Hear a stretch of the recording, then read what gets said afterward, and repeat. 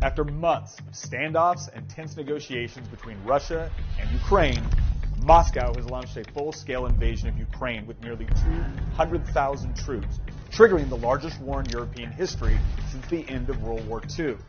This act of aggression and violation of Ukraine's sovereignty has outraged many nations in the West, with countries like the United States and its NATO allies vowing to impose crippling sanctions on Russia. Now, Russia and Ukraine have had a complex relationship, to say the least. Today, Ukraine is an independent nation of over 40 million, but for centuries, this area belonged to the Russian Empire. Yet, following the disintegration of the empire at the end of World War I, many ethnic minorities broke free and formed their own independent states, and the Ukraine tried to do the same. But it was eventually defeated by the communists and absorbed into the Soviet Union, who set up the Ukrainian Soviet Socialist Republic in 1922. Now, following World War II, a 10-year-long anti-Soviet insurgency in the Ukraine was finally suppressed by the communists, and Soviet Premier Nikita Khrushchev transferred the Crimean Peninsula from Russia to the Ukrainian SSR. But once the Soviet Union collapsed, the now independent Ukraine inherited the borders of the old Ukrainian SSR. In the years after Ukraine's independence, relations between the two countries swung back and forth as Ukraine was split over whether to join the EU and NATO or to align itself with Russia. And this split had geographic implications, as the Ukrainian regions with the largest Russian minority in the south and east wished for the country to have closer ties with Russia, while the northern and western parts of the country sought closer relations with the European Union. In 2013, a trade war broke out between Ukraine and Russia, as Ukraine pursued a trade deal with the EU.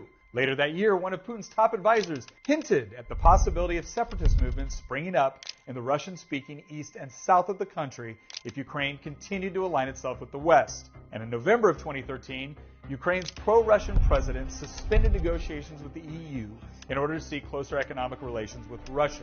The signing of this treaty triggered a revolution as mass protests in Kiev toppled Ukraine's pro-Russian government. Almost immediately, civil war erupted in the country as Russian-backed separatists took control of much of the Donbas, while Russia itself invaded and annexed the Crimean Peninsula. So, where does that leave us today? Well, from Putin's perspective, this is a case of Russia attempting to reassert itself as a great power by conquering or subjugating a country which Putin himself refuses to recognize as an independent state. From Ukraine's perspective, this is yet another attempt by Russia to assert its influence over a region that historically it has brutally repressed, starved, and murdered into submission. And from the West point of view, this is a question of what happens next. With the Russians currently showing no signs of backing down, many Western countries are now sending volunteers and supplies to help the Ukrainians resist the Russian invasion. Ultimately, the Russo-Ukrainian war has demonstrated to the world just how fragile peace can be, as politicians fight to control the destinies of people who find themselves having very little say in the decisions affecting their lives. I'm Nick Freitas with Y Minutes, and thank you for watching.